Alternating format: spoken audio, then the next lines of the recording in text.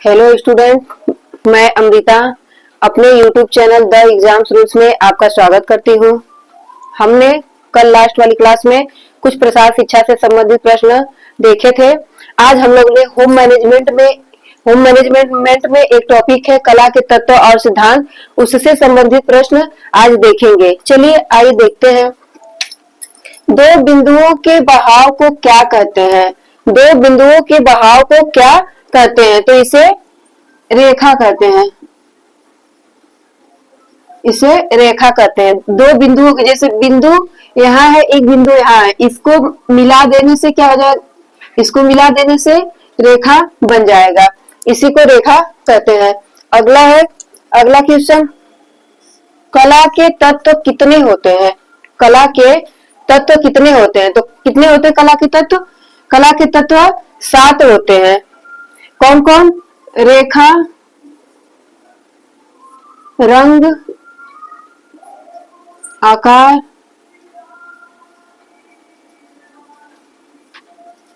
पोत, डिजाइन,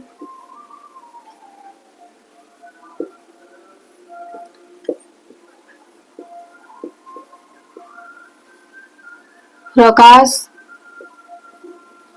रिक्त स्थान। रंग, रेखा, रंग, आकार, पोत, डिजाइन, प्रकाश या रिक्त स्थान, ये 7 तत्व होते हैं। अगला है, कला के सिद्धांत कितने होते हैं? तो कला के सिद्धांत जो है 5 होते हैं। कौन कौन होते हैं?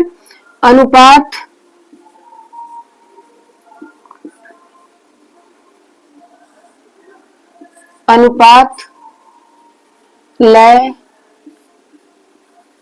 अनुरूपता को ही एक रूपता बोलते हैं, समरूपता बोलते हैं। अनुरूपता को ही समरूपता, एक रूपता बोलते हैं। अगला देखिए, संतुलन।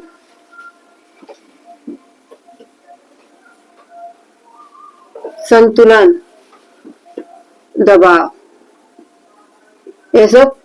ये सिद्धांत है। अनुपात, लय, अनुरूपता, संतुलन और दबाव, ये सब क्या है? सिद्धांत है। अगला क्वेश्चन है, रेखाओं का मन पर संवेगात्मक प्रभाव पड़ता है। रेखाओं का मन पर संवेगात्मक प्रभाव पड़ता है, तो कौन कौन पड़ता है? सजीवता, क्रियाशीलता और बेचैनी।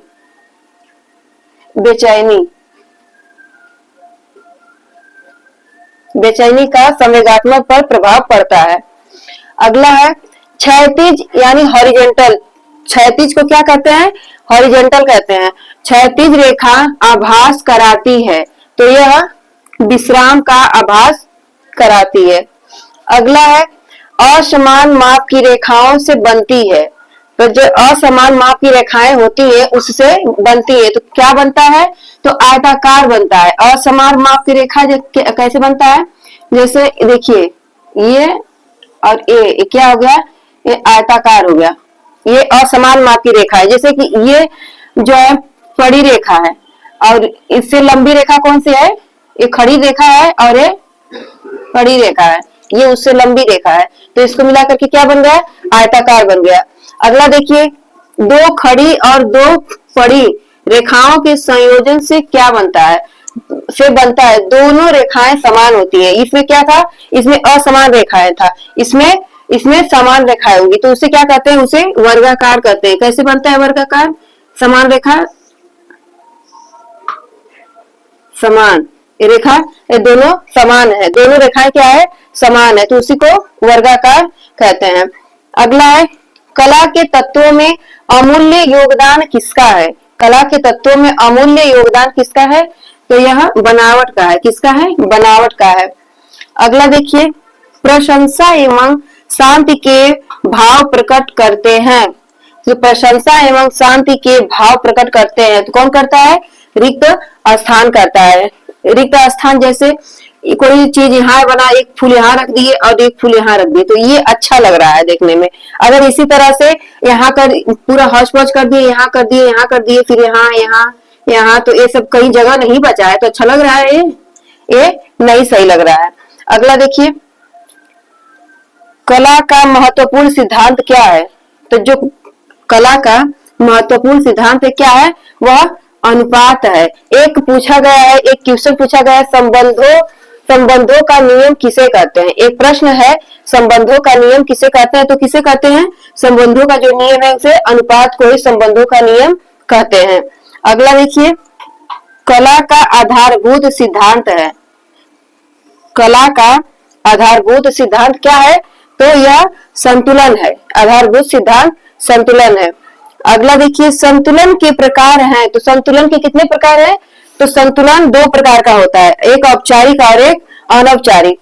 अब इसमें औपचारिक क्या होता है और अनौपचारिक क्या होता है, इसे आपको बताना है कि अनौपचारिक और औपचारिक और अनौपचारिक और किस नाम से जानते हैं।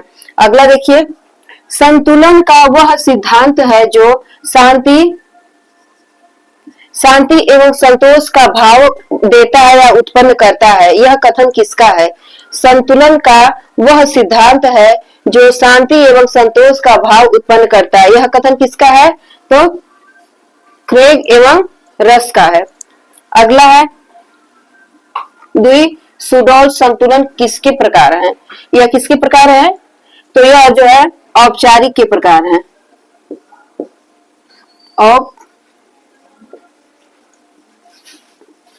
ये औपचारिक के प्रकार हैं। अब अनौपचारिक संतुलन को और किस नाम से जानते हैं, इसे आपको बताना है। अनौपचारिक संतुलन को किस नाम से बताना है आपको कमेंट बॉक्स में बताना है, और ये भी बताना है कि औपचारिक अनौपचारिक को और किस नाम से जानते हैं। इसे अलग नाम से और जानते हैं, इसको आप लोगों को बताना है कि किस नाम से इसे जानते हैं। Thank you.